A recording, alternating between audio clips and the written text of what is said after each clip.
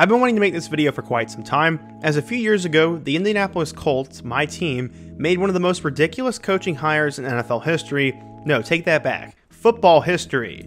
After a bad start to the season, Jim Irsay decided to fire Frank Reich, and instead of promoting from within or giving a qualified guy the position, he instead decided to call Jeff Saturday off the streets and make him the head coach. Saturday was a Hall of Fame offensive lineman who was a fan favorite in Colts history. He was apparently out hunting when he got a call from Jim Irsay, pretty much telling him to come in and coach. Saturday's response was, quote, "We're to go 0-8. Saturday knew that he was never going to be an NFL head coach and that this was all just for PR. But after being criticized 24 hours for a week, Jeff Saturday went out and won his first NFL game. You cannot make this up. It was one of the most ridiculous moments of the past few years in the NFL, and after that, he almost even won another big game. Instead though, after a hot start, the Jeff Saturday era fizzled out, as they had one of the biggest blown leads in NFL history, a couple of heartbreaking endings, and a lot of hate from the media and NFL world. In today's video, we're going to revisit the worst coaching hire in NFL history and talk about Jeff Saturday. We're going to go through why Jeff Saturday was hired to begin with, his time there, what happened afterwards, and just my overall thoughts on it.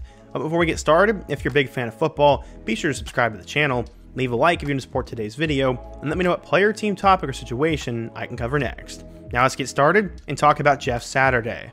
Let's flash forward and bring you up to speed on to where the Colts were when they hired Saturday. The franchise had just fired head coach Frank Reich and dismissed most of the offensive staff. At the time, the Colts were 3-5-1 and were coming off a disastrous 26-3 loss to the New England Patriots, in which quarterback Sam Ehlinger was sacked 9 times. It was extremely disastrous, and the Colts had to do something. The quarterback position had been awful all year, as Matt Ryan, a guy they acquired in an offseason trade, struggled with turnovers and really struggled with everything. Their highly paid offensive line fell short of expectations, as they were terrible in pass protection and run blocking, and everything was just awful. So the Colts had a bad quarterback, a bad offensive line, were off to a bad start, and now they would hire their savior, Jeff Saturday.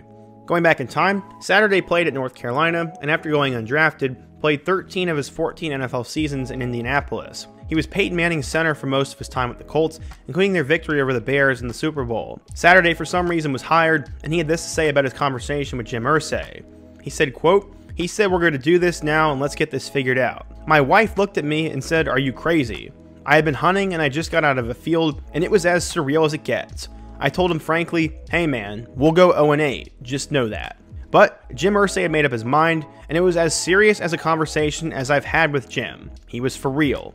He was as locked in as I'd ever seen him, and I just told him, first of all, you just got rid of your entire offensive staff. So yeah, Jeff Saturday had just got out of a field hunting when Jim Irsay, the owner of the Colts, called him and told him he'd be the head coach. Seemingly he kind of forced him into it, but I'm sure if you're Jeff Saturday, why not? You were just taken off the streets and made an NFL coach, and not many get an opportunity to do that. From there, pretty much every owner, executive, and person in the world thought the move was pure lunacy. One of the biggest questions on everyone's mind was how could Irsay be comfortable hiring a guy who had no coaching experience beyond a few seasons at a high school? I honestly have no idea. Owner Jim Irsay made it very clear that both directly and indirectly that the decision to fire Frank Reich and hire Saturday was made through complete impulse and the desire to bring nostalgia back to the Circle City. But what I find interesting here is honestly, it was a little bit genius. Maybe it's not a popular take here, but as a Colts fan myself, I had stopped watching. I stopped caring about what the Colts had done, the TV wasn't on Sunday afternoons, and I could care less at what they did the rest of the year. But the moment they hired Saturday, my eyes were on the TV the rest of the year. It was so ridiculous and so unbelievable that I absolutely had to watch. Going into the week, the media slammed the Colts, slammed Jeff Saturday, and kept talking about how he was going to fail. But Irsay never cared what he did on the field. He just wanted to make headlines, get Colts fans watching, and stabilize the culture of the team. That's all he was brought in to do. He was completely set up to fail, and everyone knew it, but then Saturday pulled off one of the biggest shockers in NFL history. To set the stage even more, the Colts had made Parks Frazier the offensive coordinator. He was a young coach who had no experience being an OC, and while Saturday called him a good football guy, he had no experience, and the offense was already awful, so it was a recipe for failure. Saturday said, quote, "I knew we were going to have offensive struggles as we had a quarterback we weren't sure of, and there was a lot going in, and there were two things I wanted to do. I wanted to make sure the culture was going to get back to where it was when I was there, and the other thing was from the offensive line perspective, stop the nonsense. We got to get these guys back to playing together. Saturday said he was glad to take the opportunity to help the franchise, but he acknowledged the situation had the potential for awkwardness, especially with other members of the coaching staff, as they were passed over for him. He said, quote, "In the first meeting I ever had with the coaching staff, I said, hey man, I ain't trying to pretend like I know nearly as much as you guys about whatever position you coach. My job is to help you be the best."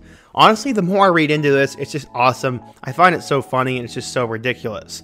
Saturday understood the pushback he received from the fans and the media, but he tuned it all out, telling Pat McAfee, quote, he said he knew more about football than anybody who was making fun of him had ever taught. He also said he knew he'd be with the Colts for 8 weeks and then he would leave. This leads us to the actual Saturday era. It was a disaster to say the least, and not since 2011 had anyone seen the Colts look so lost, so unmotivated, and outright careless as a team. Saturday's job was to get the culture back to where it was, and it was a meme and everybody laughed at him. But it actually almost worked. In their very first game, the Colts would face off with the Las Vegas Raiders. In the first quarter, Matt Ryan would have a 1-yard touchdown run, and the Colts would go up 7-0, and then in the second quarter, they'd follow that up with a Chase McLaughlin field goal. After that, Derek Carr would find Foster Moreau for a touchdown, and then they would score a field goal before halftime, making it 13-7.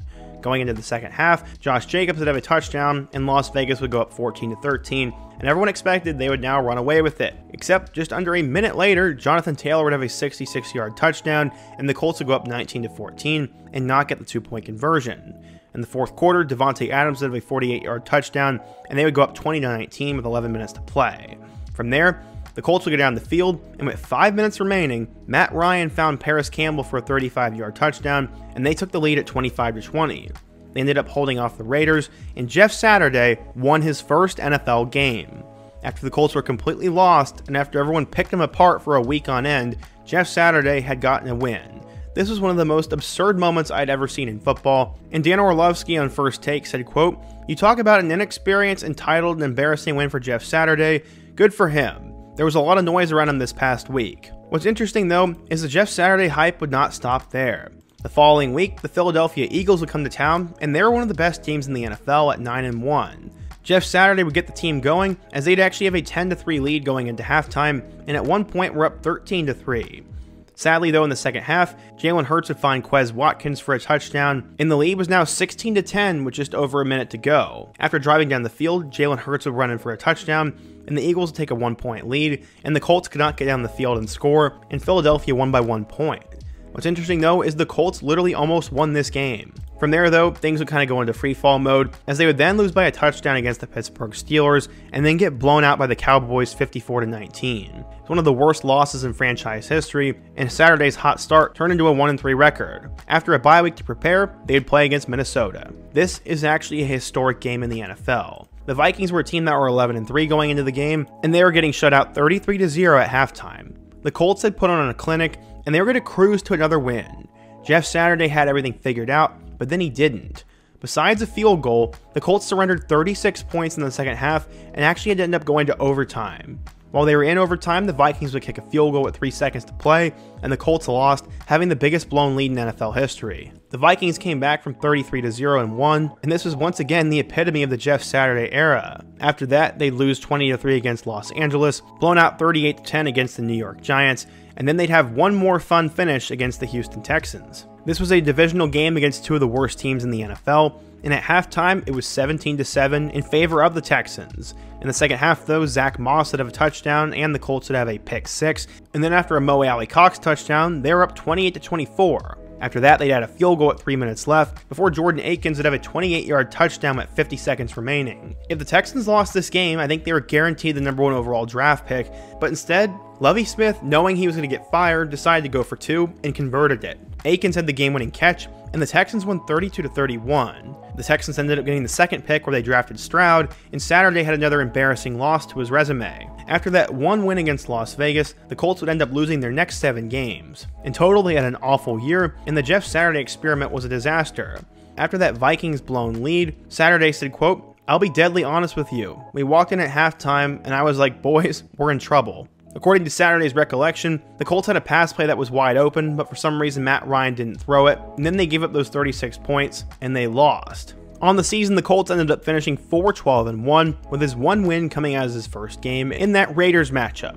After the season was over, Saturday apparently interviewed for the full-time head coaching job, and it gave him a completely different perspective about what coaches go through every year.